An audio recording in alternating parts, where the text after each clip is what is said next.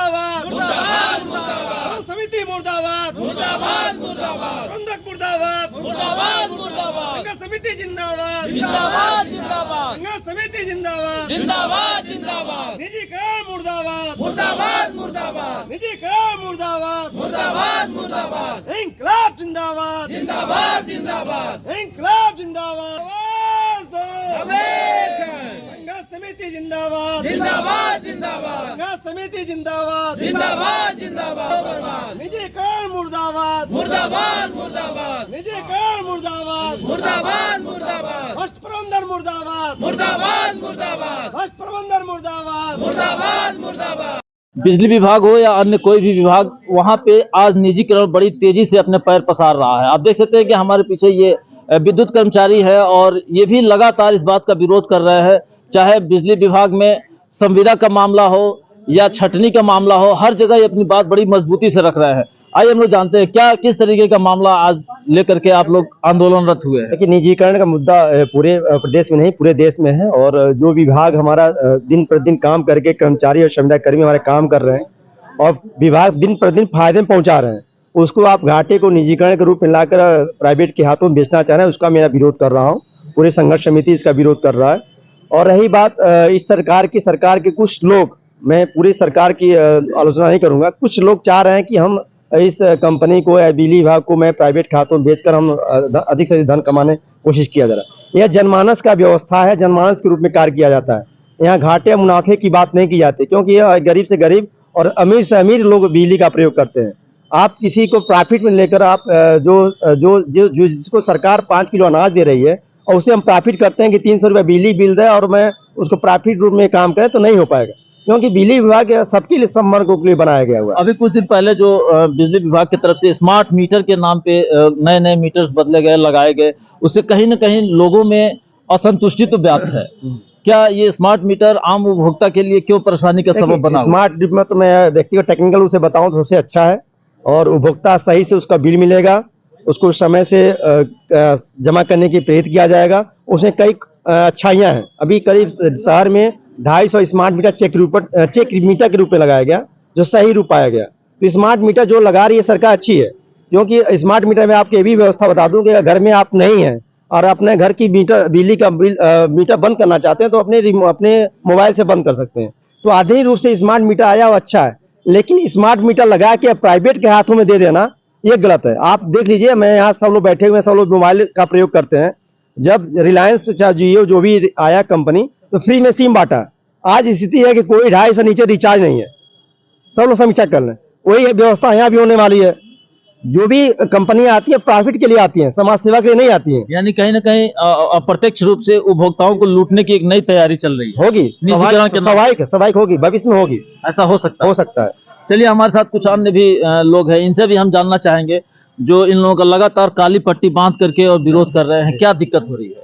Actually दिक्कत ही है कि सरकार जो है प्रबंधन सारे विभागों को जो है निजी हाथों में दे रही है, अपना मुनाफा देखते हुए कर्मचारियों के हित में बिल्कुल भी नहीं सोच रही है। नहीं, लेकिन सरकार तो बोल रही है कि हम कर्मचारी हित को सर्वोपरि रखे हैं। सर्वोपरि रखे हैं, कहाँ से रखे हैं? जब विभाग को भी नहीं रहेगा तो कर्मचारी कहाँ जाएंगे फिर? तो उसका समायोजन करने के लिए सरकार बैठी है, उसके ब्यूरोक्रेट्स बैठे हैं, वो कहीं ना कहीं मैनेज करेंगे। नहीं, देखिए ऐसा कि सारे डिस्कामों को अलग कर दिया गया। अभी एक डिस्काम में मान लीजिए 20,000 कर्मचारी हैं, अगर यहाँ से कर्मचारियों को हटा कर उस डिस्काम में फिर से भेजा जाएगा तो वहाँ कर्मचारियों की संख्या बढ़ जाएगी बहुत ज्यादा। ठीक है, वहाँ मैनेजमेंट करना फिर दिक्कतें आएंगी चीजों को लेकर के। तो निजीकरण एक बड़ी चुनौती है। आप बिल्कुल।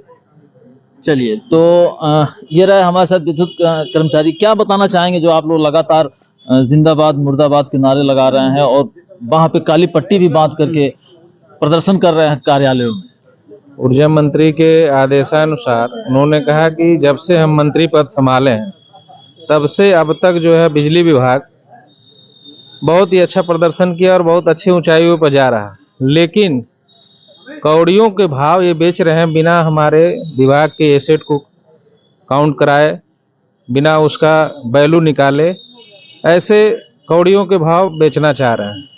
इसी के विरोध में हम लोग जो है इसका विरोध कर रहे हैं काली पट्टी बांध करके। और अभी कहाँ अपना 8 घंटे ड्यूटी करने के बाद 5 बजे से हम लोग धरना प्रदर्शन करने, विरोध प्रदर्शन कर रहे हैं। कब तक चलेगा ये आपका प्रदर्शन? जब तक हमारी ये सिस्टम सही नहीं होगा, तब तक हम लोग कंटिन्यू चलाएंगे इसको, और आगे 28 जनवरी के बाद हम लोग इसको और उग्र रूप करेंगे। अब देखिए इस मामले को लेकर के आप लोग लगातार धरना प्रदर्शन कर रहे हैं। देखिए, सरकार और प्रबंधन ये सभी लोग जो है लगातार निजीकरण को लेकर के आगे बढ़ते चले जा रहे हैं और हम लोग विरोध करते चले जा रहे हैं। विरोध हमारा बढ़ता चला जा रहा है और जितना स्टेप्स वो बढ़ाते जा रहे हैं उतनी तेज़ी से हम लोग भी आंदोलन की तरफ बढ़ते जा रहे हैं। यह आंदोलन स्टेप बाय स्टेप चरणबद्ध तरीके से आगे की ओर बढ़ता जा रहा है, वो विशाल होता जा रहा है। आप लोग अपने नारे में भ्रष्ट प्रबंधन का नारा लगा रहे थे, तो प्रबंधन की तरफ से क्या दिक्कत हो रही है? देखिए, प्रबंधन ही है जो कि संविदा बेसिस पर आता है और इस विभाग को अपना तो मानता नहीं है, लेकिन बेचने के लिए वो उतारू हो जाते हैं। उन्हें कुछ यहाँ का समझ में आता नहीं है कि विभाग को चलाना कैसे है, विभाग किन परिस्थितियों में था और उसे किस तरीके से क्या हम लोगों को कोशिश करनी चाहिए कि विभाग हमारा घाटे से लाभ की तरफ आए। हम लोग एक भी कदम उनकी अनुमति के बिना कोई बढ़ा नहीं सकते हैं। हमें इतना समय ही नहीं दिया जाता है कि हम लोग कुछ अपने विचार, अपने जो है प्रयास करके कुछ अलग से कर पाएँ। जितने वो आदेश देते जा रहे हैं उतना ही हम लोग काम करते चले जा रहे हैं और उसमें पूरा प्रयास कर रहे हैं। अब उन लोगों को ये है कि आप उल्टी धारा में ऐसे तैरिए कि आप लोग जा ही ना पाइए आगे। अभी जो है क्या हुआ यहाँ पर कि हम लोग OTS के अभियान में लगे हुए थे सफल बनाने के लिए, और हमारे प्रबंधन MD पूर्वांचल के यहाँ से ये आदेश आया कि आप लोग 1 से 5 तक एक फीडर में पूरे डिवीज़न के स्टाफ को ले जाकर के कॉम्बिंग करवाइए। कॉम्बिंग करवाने में हमारे मान लीजिए कि 60% लोग जमा कर रहे हैं, तो हम उन लोगों को भी नोट कर रहे हैं, पूरा दिन अपना ख़राब कर रहे हैं। और दिन भर में जहाँ पर हम 25 कनेक्शन काटती थी एक टीम, वहाँ पर वो 4 कनेक्शन ही काट पा रही है। तो हम लोगों का काम बहुत बुरी तरह से प्रभावित हुआ और हम लोगों का जो फ्लो बना हुआ था OTS के लेकर के वो हमारा कम हो गया। तो वो जानबूझ करके हर योजना को फेल करना चाहते हैं और हम लोगों के ऊपर ठीकरा फोड़ना चाहते हैं कि हमारा जो कर्मचारी है वो चोर है, वो काम नहीं कर रहा है और उसकी वजह से सारा घाटा हो रहा है। इस पूरे नेक नियति को देखते हुए अब आपकी क्या मांगे हैं? हमारी सिर्फ एक ही मांग है कि ये निजीकरण रूपी जो राक्षस को बार बार लेकर के आ रहे हैं उसको वापस करें और इस प्रबंधन में जो बैठ गए हैं लोग वो वापस छोड़ दें और हमारे इंजीनियर जो है इसको संभाल लेंगे और अच्छी तरीके से इसको लाभ की ओर ले जाएंगे। आए दिन जो इस समय सरकार लगातार निजीकरण की तरफ बढ़ती हुई नज़र आ रही है, इसमें विद्युत विभाग ही नहीं अन्य विभाग भी कहीं ना कहीं बुरी तरीके से प्रभावित हुए हैं और बहुत सारे आंदोलन भी हुए हैं। बिजली विभाग को इससे क्या दिक्कत होगी? देखिए, मुख्य दिक्कत तो इसमें जनता की है। आज मान लीजिए कि हम लोगों के पास ये रोज़गार है, रोज़गार तो हमारा छीन ही जाएगा जब प्राइवेट कंपनियां आएंगी। प्राइवेट कंपनियां किसी ना तो संविदा कर्मचारी को रखेंगी ना रेगुलर कर्मचारी को रखेंगी। प्रबंधन सिर्फ और सिर्फ गुमराह कर रहा है कि आप लोगों की जो है सेवा शर्तें प्रभावित नहीं होंगी। जब यहाँ पर एडमिनिस्ट्रेशन निजी कंपनी का होगा तो सेवा शर्तें कैसे बनी रहेगी पूर्ववत? ऐसा तो हो ही नहीं सकता है। और दूसरी बात यह है कि घाटे के आंकड़े जो है अभी RDSS स्कीम जब लागू की गई है तो उस समय पर घाटा दिखाया गया कि घाटा सिर्फ 17% है और बाद में ये दिखाया जा रहा है कि घाटा जो है हमारा 50% जा रहा है।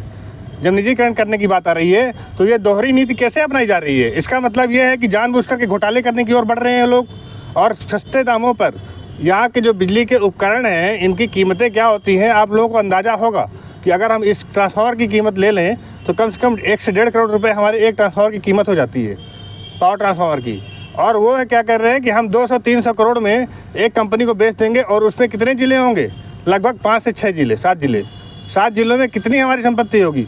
हज़ारों करोड़ की संपत्ति जो है 200-300 करोड़ रुपए में बेचने जा रहे हैं। जो हमारी ये ज़मीनें हैं बिजली विभाग की उसको 1 रुपये में देने के लिए कोशिश चल रही है। और अभी 23 तारीख को ये जो बिडर्स हैं, जो लोग जो है टेंडर डालने वाले हैं, तो उनकी जो है मीटिंग कराई जा रही है, उनसे साठगांठ की जाएगी, उनको जो है इन्वाइट किया जा रहा है। तो ये पूरी तरह से घोटाले की ओर बढ़ रहे हैं और हम लोगों का आंदोलन इसी दिशा में बढ़ रहा है और किसी भी हालत में हम लोग निजीकरण नहीं होने देंगे। देख रहे थे अभी तक ये बिजली कर्मियों के साथ बातचीत हो रही थी।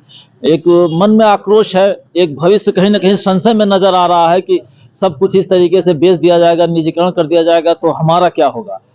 हर कर्मचारी या हर व्यक्ति को कहीं ना कहीं अपने भविष्य की चिंता रहती है, तो इससे भी ये कर्मचारी अछूते नहीं है। आपको खबर कैसी लगी इस संदर्भ में अपनी राय जरूर दें। तब तक देखते रहे गोरखपुर हल।